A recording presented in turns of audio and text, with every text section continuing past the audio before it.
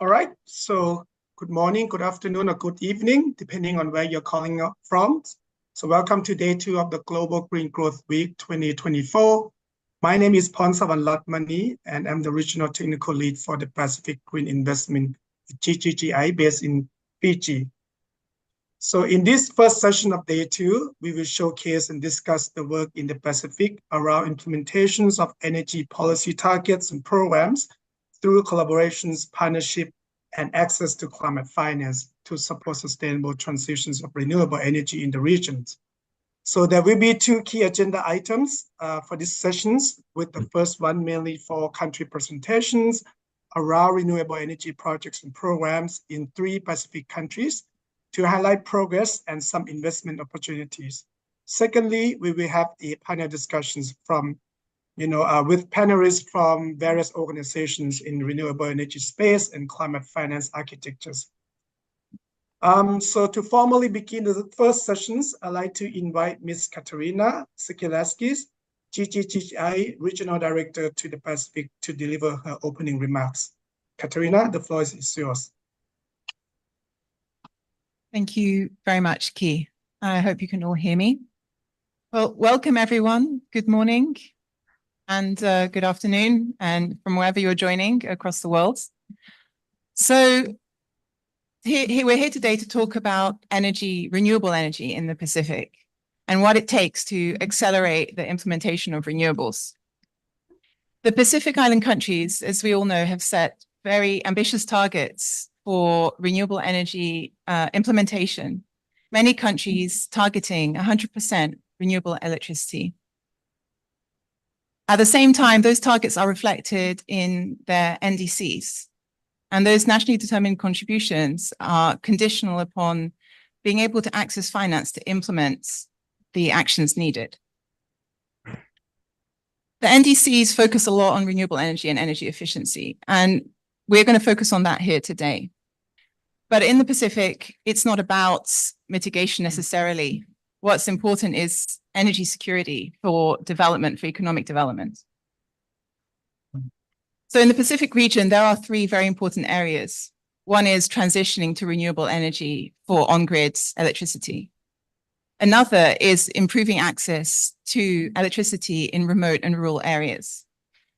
And improving that access now, there's a great opportunity to improve that access using renewable energy resources.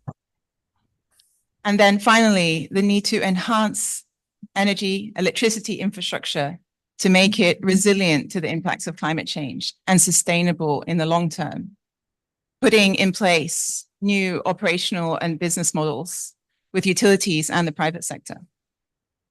So what do we need for this to happen? We need finance. And this is one of the things that GGI and with many partners around the world works on. How can we channel climate finance and green investment into renewable energy projects to enable an equitable transition to clean energy across the Pacific? We're going to hear about some very good examples today of the projects that are being developed and underway. So what do we need to get there? Of course, we need an enabling environment. Technical assistance to support policies, regulations, standards. We need to implement quality infrastructure, quality products on the ground, from large scale to small scale in households. We need to put in place a regulatory environment that enables and incentivizes private sector participation, tariffs, power purchase agreements. These are the kind of things that we need to work on, and alongside those, engineering skills, legal due diligence skills to get the installations on the ground, and to establish long-term business models that work for everyone. So that brings me to my last point. I think one of the most important things to accelerate renewable energy implementation across the Pacific is partnerships. Partnerships along the value chain and creating an ecosystem that enables an acceleration of implementation. So bringing together development partners, academia, community trusts on the ground, private sector. the suppliers, the producers of the products on the ground, the operation and maintenance companies, and the utilities. Through those partnerships, we will be able to accelerate renewable energy and bring it up to the targets of the Pacific Island countries. And those targets will no longer be seen as ambitious, but very realistic and something that we have to aim for. So thank you very much to everybody who's joined us today. And thank you also to our speakers. And I'll hand back now to Key so we can hear about the work that's being done across energy policy, project design, and implementation. Thank you. Thank you, Katrina, for the opening remarks, highlighting key messages around, setting clear policy targets and also collaborations on renewable energy transitions. So moving on to the first agenda item, we will be hearing from speakers from 3 countries, like I mentioned, who will highlight the key policy interventions, progress, and projects and programs, and some financial instruments and mechanisms to implement their policy agendas. First, I'd like to introduce Mr. Michaele Belena, the Director of Department of Energy, Ministry of Public Works and Meteorological Services of Fiji. Mr. Belena, the floor is yours.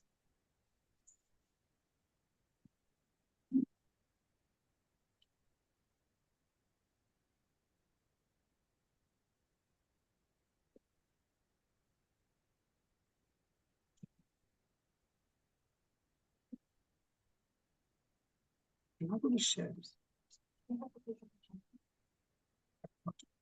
Share this.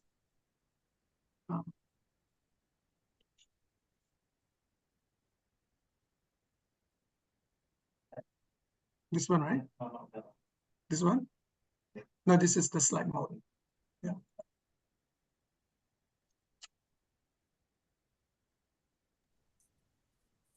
Okay.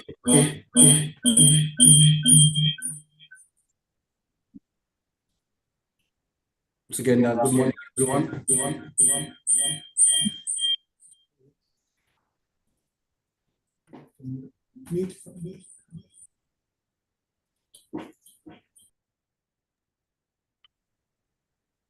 Morning, everyone. Can you hear me? Yes. Yes, we can hear you. Okay, thank you. So basically, my presentation today will just be focusing on the electrification program that the Department of Energy is embarking on, and also looking at some of the targets that we have in terms of our renewable energy and also our NDC target that is part of the overarching plan that government is pursuing to achieve, particularly to our commitment to the Paris Agreement framework and other international commitments, as well as the FEG target on SDG 7 Purna.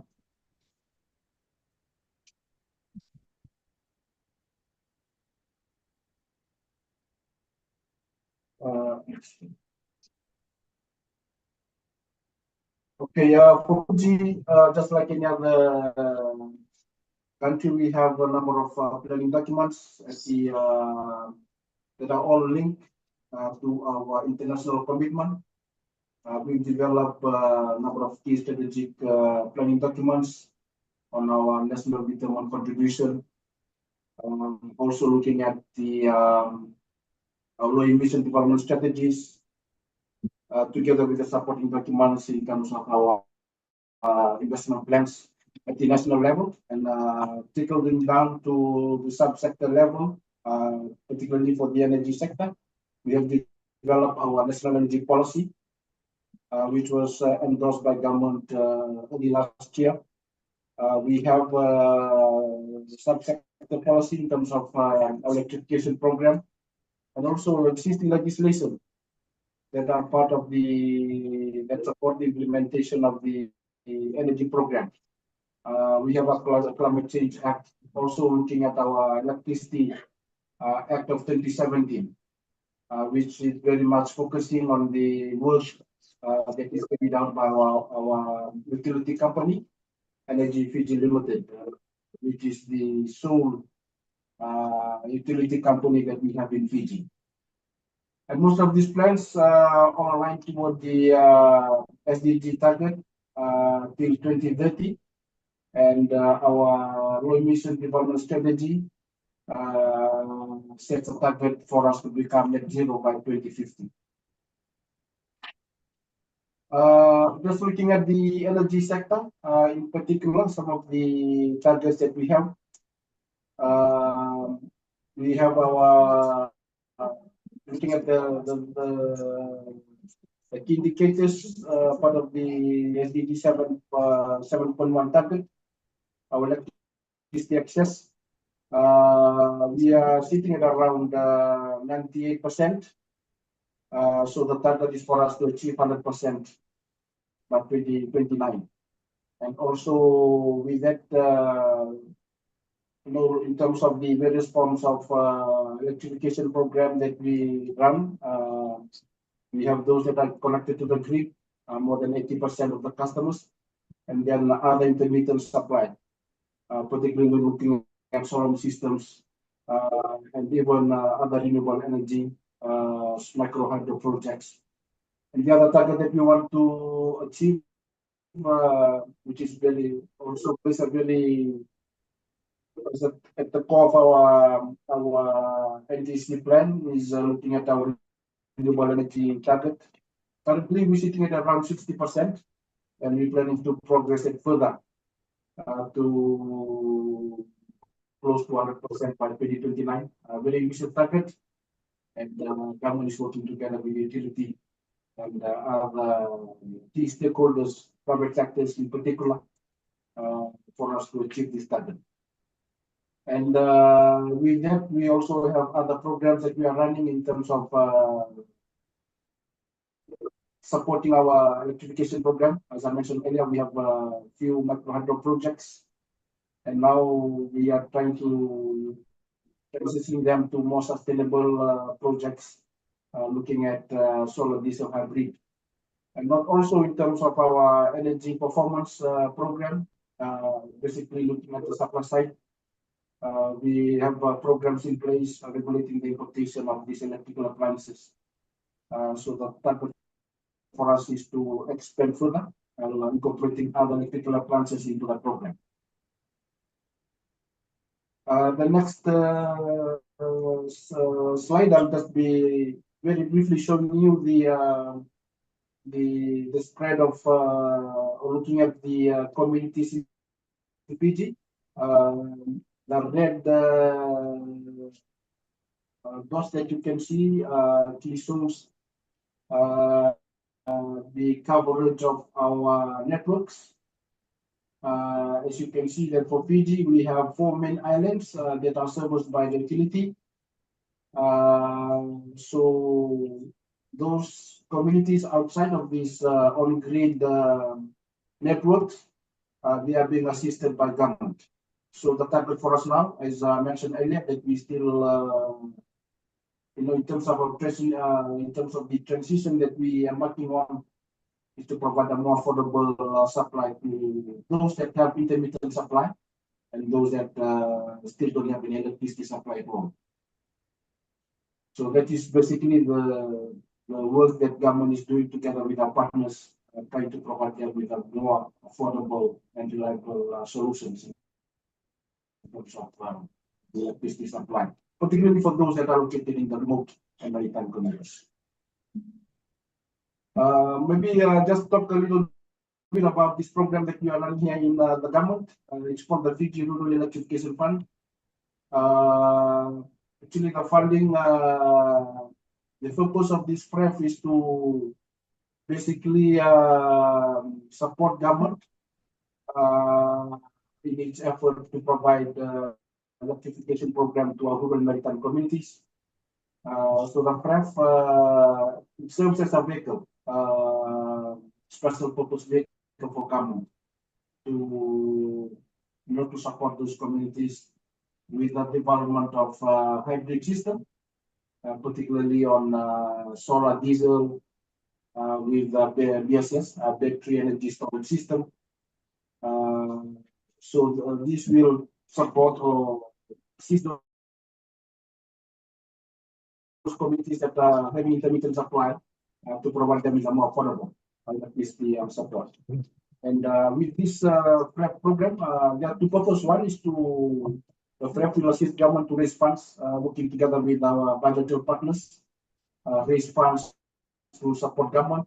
And secondly, with this FREF program, we are going to leverage private sector participation. They'll be directly involving in the operation and management of this project. Something that we actually going away from the traditional setup, where we engage communities to operate and manage their own community-based project, but now we're trying to get in the private sector. Very briefly, this is how the structure looks like, the FREF government structure. So we have the FREF Board of Trustees, which is chaired by a permanent secretary. And there are 5 permanent secretaries from other government ministries that are part of the Board of Trustees.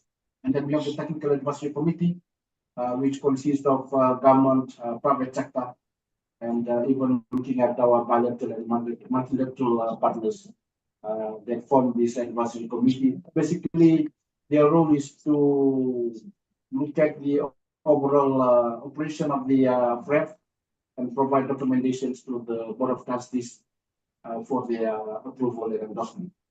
And then the FREF secretariat sits with the department, but we are fortunate that we've been receiving technical support from our partners, particularly with the UNDP, Triple GI, we have PFM and FCCC. So for FREF, we are targeting around 300 communities, mostly located on your left side, the map showing those communities. So we're trying to provide them, as I mentioned earlier, with a more reliable source of electricity supply. So for us to get in private sector, that is a key challenge for us. I'm going to set an effective tariff to make it attractive for them to come in and viable. Looking at the business opportunities, is aware that most of these communities have very low electricity demand. The geographical locations very isolated from the main centers. So we have issues with the challenge with logistics and even accessibility. So that will be a key challenge for us that we need to adjust to allow private sector to come in. And again, looking at the infrastructure, telecommunication networks, most of these communities are still in the black spot. No, they don't have enough coverage, network coverage, mobile network coverage, something that will support the FREF program in terms of setting tariff, make it more convenient and easier for customers to make online payment, or even from government side in terms of monitoring the performance of the systems. And again, the ease of doing business in these rural communities, as I mentioned earlier, how can we come up with a more affordable and equitable tariff for private sector to come in? That is something that is a key challenge for us. How we're going to set the subsidy level, even from FREF to support that subsidy. That's one area that we are working on together with the support from our partners from PFM and Triple GI and UNDP. They're looking at all the business modeling, what will be the best model that we need to implement for these rural communities. And currently, we with the support of Arizona State University, we've received some funding support from the US government through the USDDA. So we currently carrying out 75 feasibility studies for 75 communities. So this report is in the final stage of finalizing. So these 75 communities will be the first of the key projects that we will be rolling out in the next 3 to 5 years. And we are very appreciative to the donor partners with DFAT, MFAT. They will be able to provide us with funding support for us to put up implementation for these projects. And just very briefly looking at the FREF, as I mentioned, this is a work in progress in terms of the implementation of the rollout of the FREF program. Currently, we are at phase 2. For phase 1, this is the first project that we have initiated way back in 2017 when Fiji was holding the COP23 presidency. So this was one of the first projects that we have implemented with the support from the Linado DiCaprio Fund. And now we are into stage 2, carrying out the feasibility studies for 75 communities.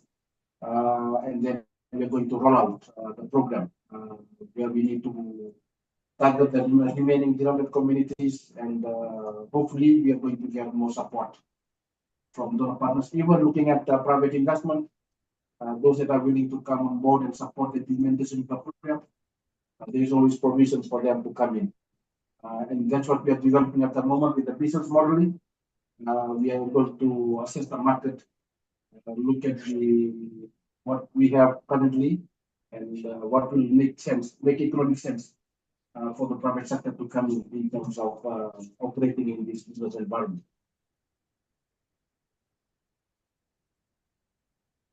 Thank you. So I think already mentioned on this.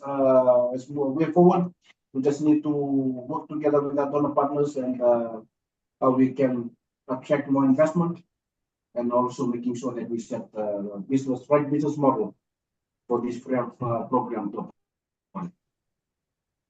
Thank you. I think that is very briefly for my end in terms of the presentation. Thank you.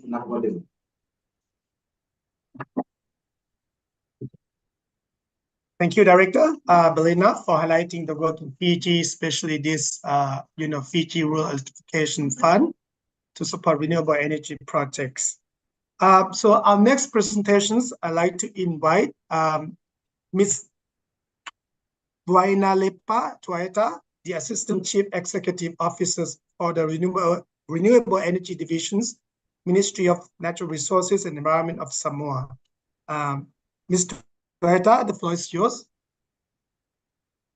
Thank you. Thank you, moderator. Good morning, good evening, good afternoon, everyone. I hope you can all hear me. Yes, we can hear you. Okay. Let me try and turn on my video and see if it works. If it doesn't, then I'll... Okay, perfect. All right. Are you sharing my presentation from your end, Tamini? All right. So just give me 1 second. Thank you.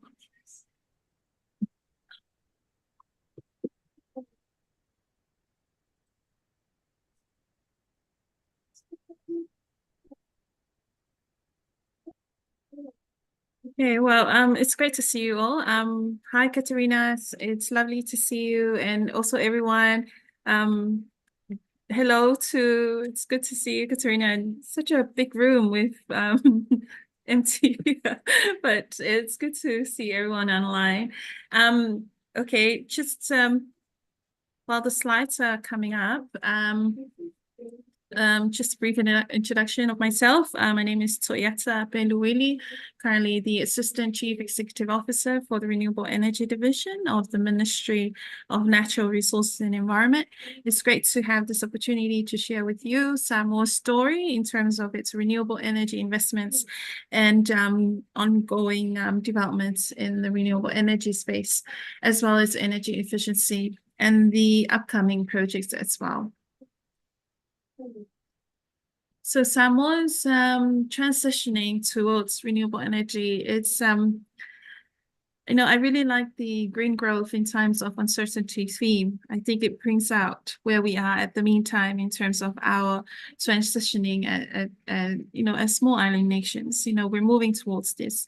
There's a lot of uncertainties in terms of investments and developments, but we do see potential and opportunities that we would like to utilize. And today's session is more of that as well.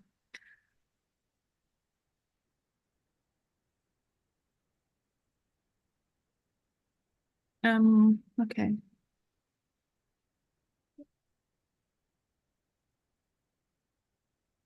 So Samoa's transition towards renewable energy, and next slide, please.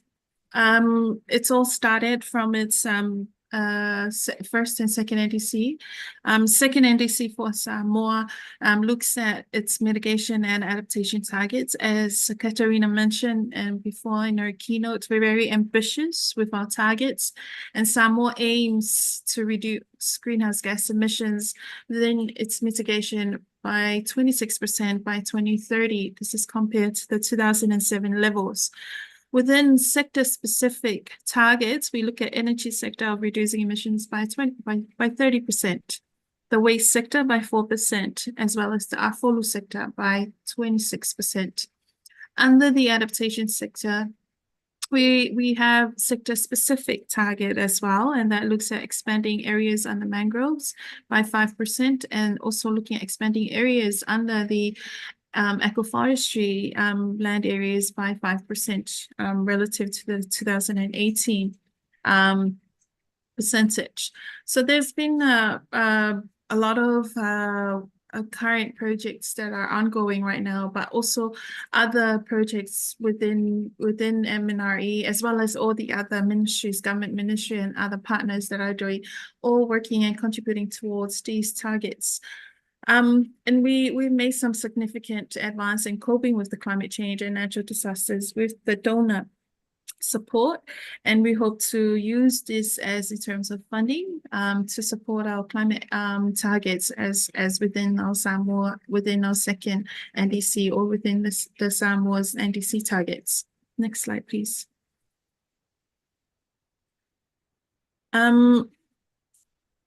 On the current status on policies and investment needs of Samoa, where we are at the meantime, Samoa's total installed capacity of the country stands at approximately 71 megawatt at the meantime, which consisted of sources generated mainly from fossil fuel, diesel generators for its electricity generation, and renewable energy sources contributing to about 45%, also a mixture of solar, wind, biomass, hydro. So those are like the mix that make up the 45% of renewable energy generation.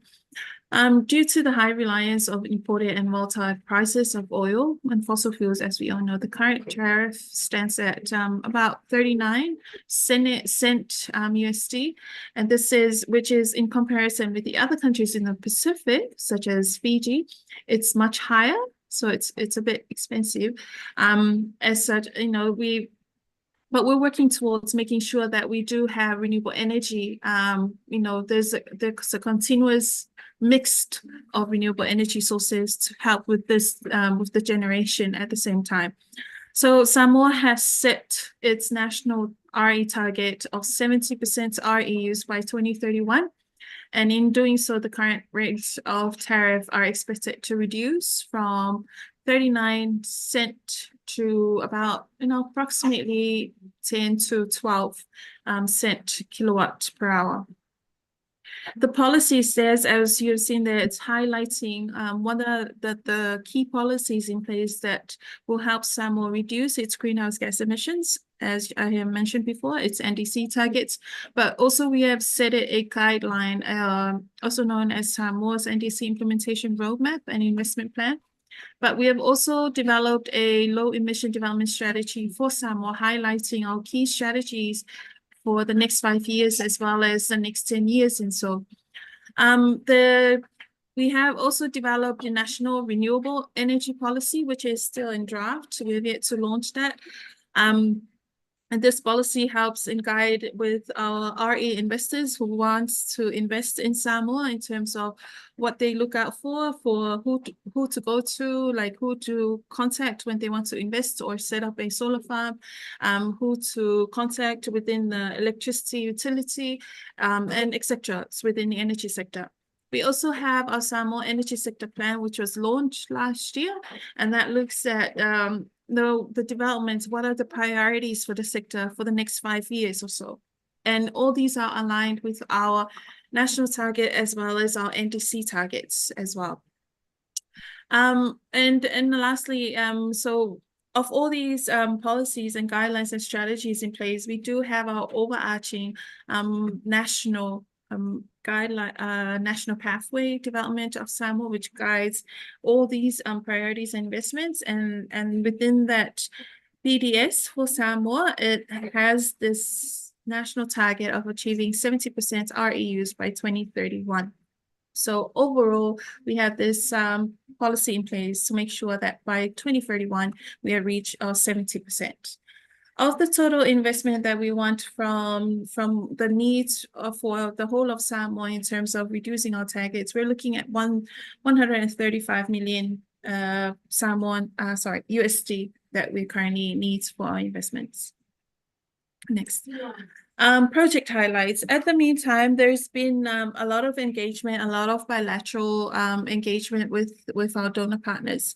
And we're very fortunate to have in place a Samoa rebatement program. This is a pilot program where we're looking into, and this is funded by the New Zealand government through their climate finance grant scheme, and they're providing Samoa with 15 million to help support this transition to green energy and renewable to transition to renewable energy. So we've got some funding to develop a Samoa rebatement program, and it consists of three components. And we're working together with GGGI and the CFAM program to roll out and implement this program. So component 1 focusing on promoting hybrid and electric vehicles, and component 2 focuses on greening of Samoa's tourism industry. Component 3 on supporting community low-level emissions development, such as solar panels for computer labs or air conditioning that operates on solar for schools. So those are some of the examples of 15 to 20 computer-based projects that will be funded under this funding. Each component has an estimated budget of 3 million for component 1, 1.5 million for component 2, and 1.5 million for component 3. Highlighted there are some of the targeted numbers that we hope that once we roll out this program, which we hope to launch by this month, then we'll be able to assist approximately get 100 vehicles, electric vehicles, 15 hotels and tourism operators to succeed, and 15 to 20 community-based projects for that.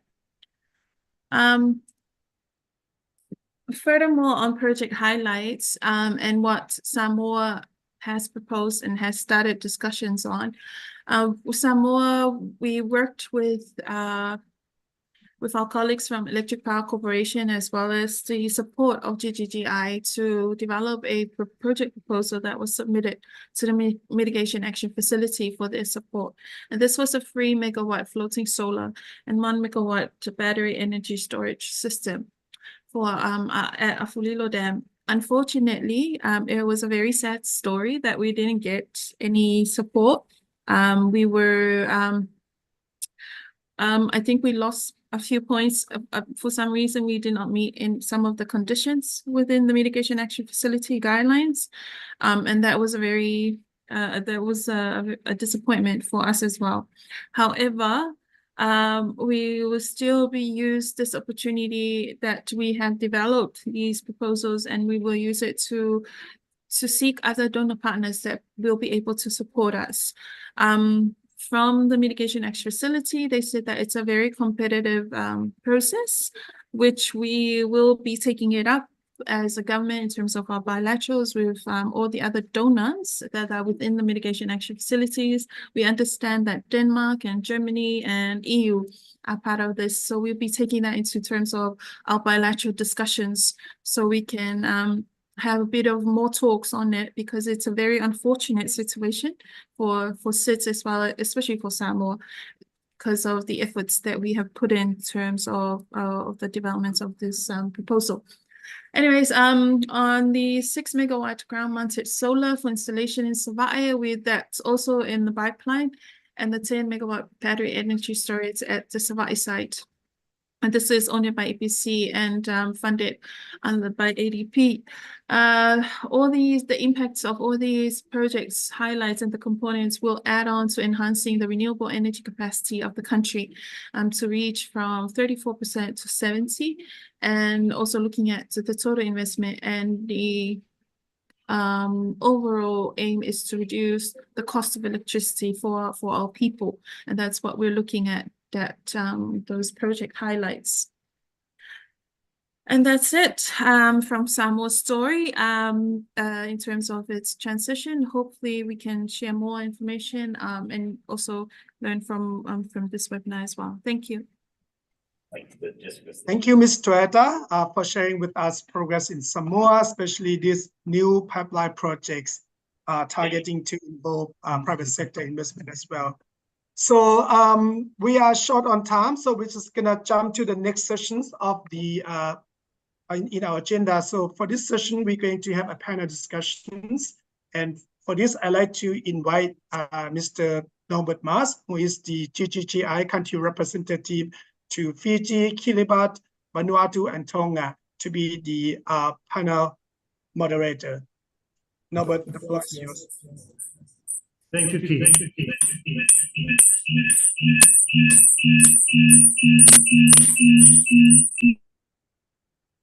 Apologies for that. Welcome everyone to the panel session. I'm here joined by a wonderful group of speakers, starting with George Wingharare. He is the fund manager of the National Green Energy Fund in Vanuatu.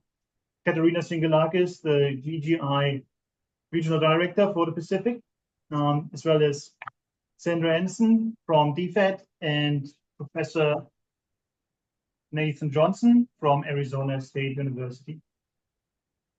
The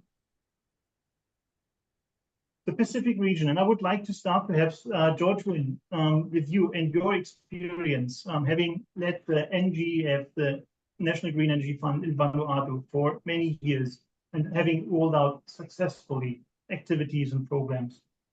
I would like to start with you with a question that is perhaps a bit more at a higher level, but if you could also use your experience from the NGEF perhaps to look at aspects of climate finance in this question. So the Pacific region has set ambitious goals to transition to renewable energy by 2050. The Pacific Senior Energy Officials meeting, for example, 2 weeks ago in Fiji, confirmed this ambition. What do you see as some of the most technical and financial support that is needed to translate this vision into reality?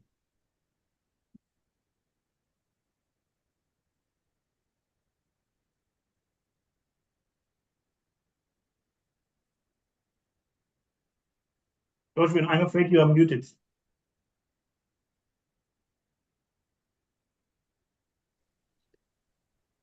Okay, sorry about that. Okay, thanks. My apologies. Anthony, the Director of Energy, was supposed to be doing the panel discussion. I was just told to do it now. So I'll try my best to answer the questions as raised in relation to technical and financing. I think I'll start off with the financial support. Our NGF has been successful, rolling out its project. I think it's initially through the subsidy fundings that came in from the partners. That is one major contribution that helps, because our project is targeting the low-income earners. So these subsidies in a form of grant came in, subsidizing up to 50-60% of the solar systems that we are funding, and then that helped, picked up, increase the demand and the market for solar system mostly in the off-grid areas. That is one thing I can say that has been successful with NGF. The other thing, I think it's I think the previous project, which is the Vanuatu Rural Electrification project, that was not very successful. So we picked up from that, and it set some standards where we picked up from and adopted, in relation to solar systems. And then we've translated that into the NGF registration process for companies to to register and including their products. So that is something that the designs of the solar system is something that has improved the quality of solar producing electricity in off-grid areas. That is another good thing that I want to share. So that is more into the technical aspect. I think that's and then there's also the composition of the board. I would say being independent from the structure of the government, particularly connecting to ministries or even political appointees. NGF has an independent structure that has no connection with them. We only have representative from the departments, and of course that chaired by the Director General of the Ministry of Climate Change. So I think that is something that has contributed effectively to the successful implementation so far. I think I will leave it for now. If any more questions, then I can discuss further on that. Thank you, George. An excellent opening and segue into many different topics where other panelists could pick up from. It's wonderful to hear the specific experience and examples that you used to describe, for example, using renewable energy to drive forward rural electrification. Katharina, I would like to perhaps follow on this, but maybe on a more higher level. You've been also in the senior officials energy meeting in Fiji about 2 weeks ago. What are some of the challenges and opportunities around mobilizing climate finance for an inclusive and equitable energy transition in the Pacific? We just heard from George some very specific and excellent examples from Vanuatu. From your point of view in the Pacific region, what are your view on the challenges, but also the opportunities that we can tackle? Thank you, Norbert. Well, I think there's a great opportunity, as we saw from the presentation, for one of the important things is design of bankable projects, design of good projects. And to enable that design, we need to be able to have access, to have the resources to do detailed studies. Why? Because this increases confidence of investors into projects, whether they be public sector investors, government utilities, or private sector. And what we know is that also that the public sector can't do this alone. So the best data we can get and the feasibility studies, the technical assistance that can be made available to make projects ready for investment can play a really big role in accelerating the implementation of projects. I think another challenge, so that's one challenge, but I think there's the solution, working with partners, getting the technical assistance, getting the expertise on the ground and getting the studies done. I think another challenge is around, again, it's around how can we involve the private sector more? How can we set up business models? And I think there we need to work very closely with the regulators. So government, development partners, regulators, such as the example that the Director of Energy from Fiji gave earlier. We need to work on feed-in tariffs, power purchase, standardizing power purchase agreements for on-grid electricity. And that will create the enabling environment for partnerships, for really in-depth and long-term partnerships that will work for everyone. As again, Director Energy of Fiji said, it has to be an equitable situation, equitable partnerships with the right information available to all the parties to set up good contracts and tariff that is affordable for the people that will access electricity at the end of the day. That's what it's all about. It's for people having better access to electricity and to clean energy. So I think those are two challenges, but also that have solutions, and we need to work further together on developing business models that can work in this space, and where necessary, complementing those with grants. And Toyota made a good example around how grants can still be quite complex to access, and what can we do to also kind of reduce maybe the competition, because it's sometimes not a win-win situation when you have that, but have a well-designed project. So there's no need for that competitive process, but there's a clear business case to take that forward with the right partnerships in place. I'll stop there. Thank you. Thank you, Katharina. Excellent follow-up on George Wynn's opening, and I would like to transition from here to Sandra Ensign. Sandra is joining us from DFAT, and Australia is, of course, a major supporter and donor to a wide range of projects and interventions, specific supporting partner countries. Sandra, my question would be, as an opening, what are the key areas of interventions for Australia to support Pacific Island countries in climate action? And what is DFAT's long-term strategy in supporting access to climate finance in the Pacific? Yeah, thanks, Norbert. So Australia recognises that climate change is the single greatest threat to the livelihood, security and well-being of the peoples of the Pacific. Let me say that at the outset. We acknowledge that the scale and pace of climate finance doesn't match that urgency or the threat. So as outlined in the IPCC 6 assessment, small island states are disproportionately experiencing the effects of climate change. And we recognise, as Katharina's spoken to, the importance of efforts by a range of partners to address that gap in finance for Pacific Island countries. So we acknowledge challenges, the Pacific hampered by geographical remoteness, narrow resource bases, heavy dependency on external trade, and that creates vulnerability to external economic shocks and vulnerabilities. So we hear the strong message from our Pacific partners about the difficulties of accessing climate finance, including complex requirements that are difficult to navigate, the absence of quality environmental and socioeconomic data to develop the project proposals, and then also capacity shortfalls and gaps in public financial management systems, just to name a few of the challenges that we face.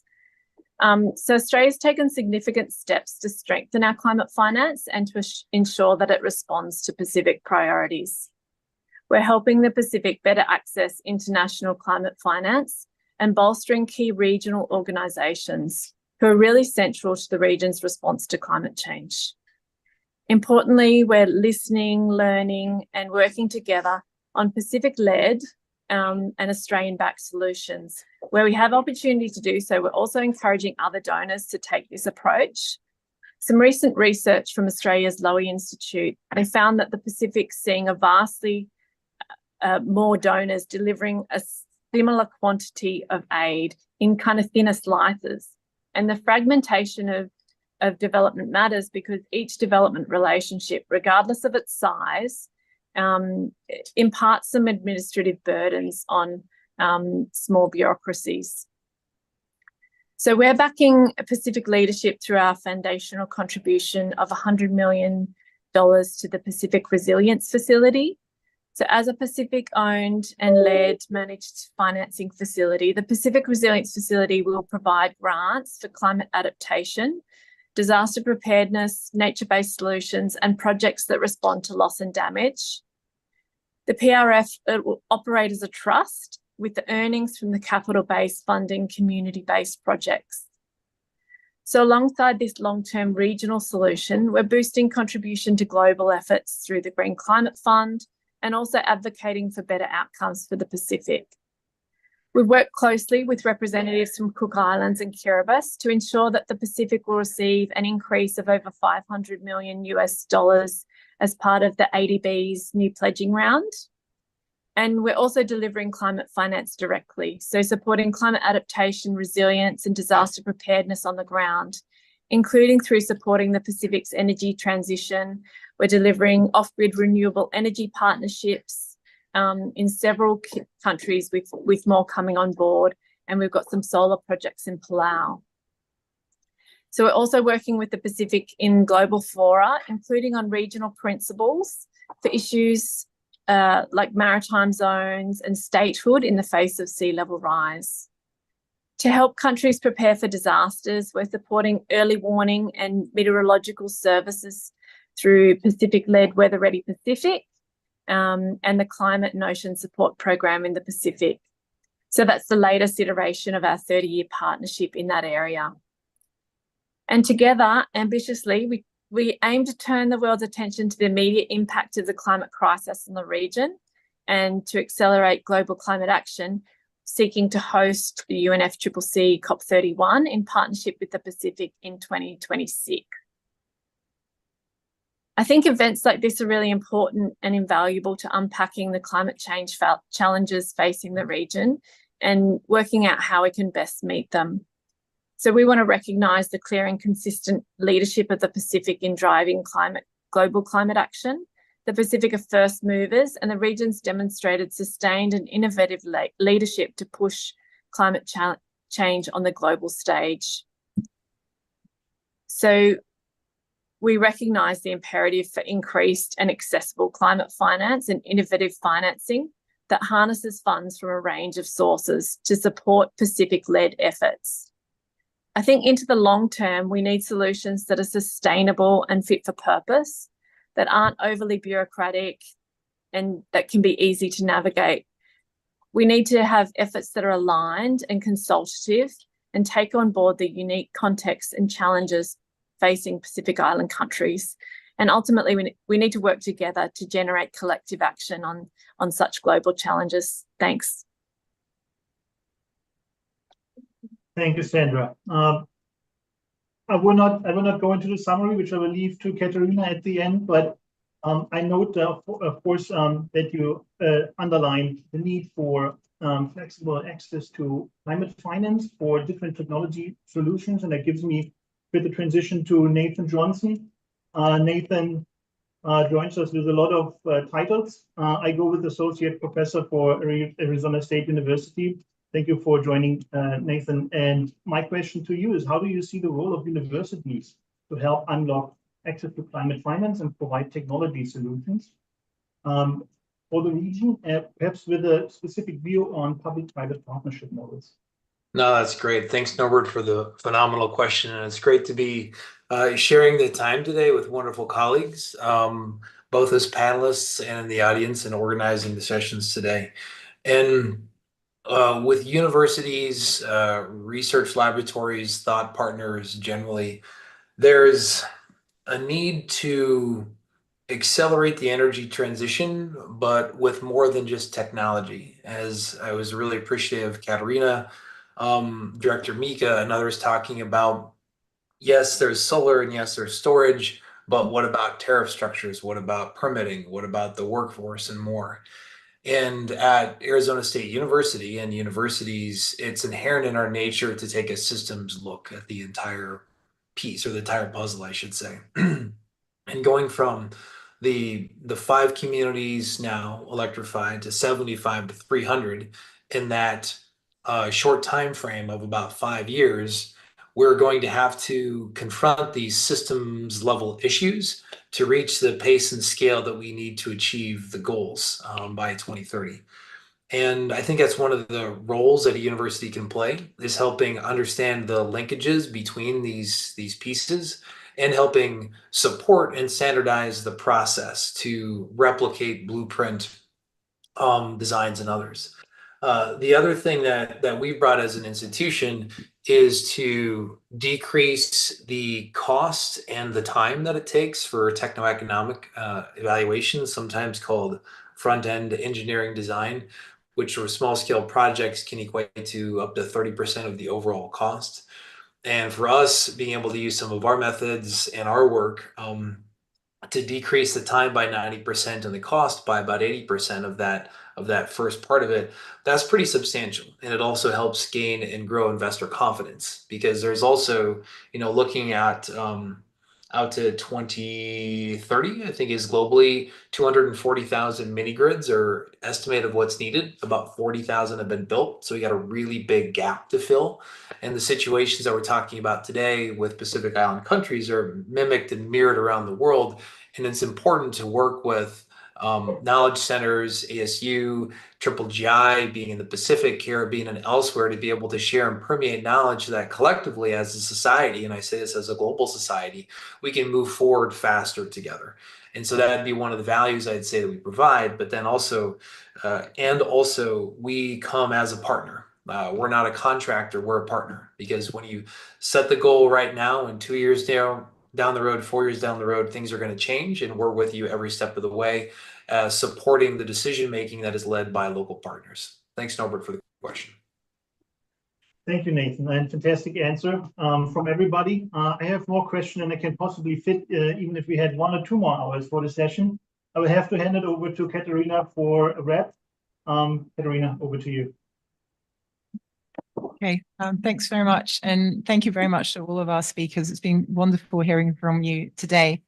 I mean, I think the message is that there's good projects, there's success stories already on the ground. There's projects already being developed. There's feasibility studies that have been concluded and projects that are ready to go. And there's more projects being developed. So we're doing, we're putting the pieces in place for more renewable energy, for on-grid electricity, and for rural electrification. The question is, we now need to also get the funding, the finance together. And I think we need to look at all the options available to us. There's the multilateral options, bilateral options, there's the business model development. We need to get the private sector involved. And how can we do that? A few options were mentioned today.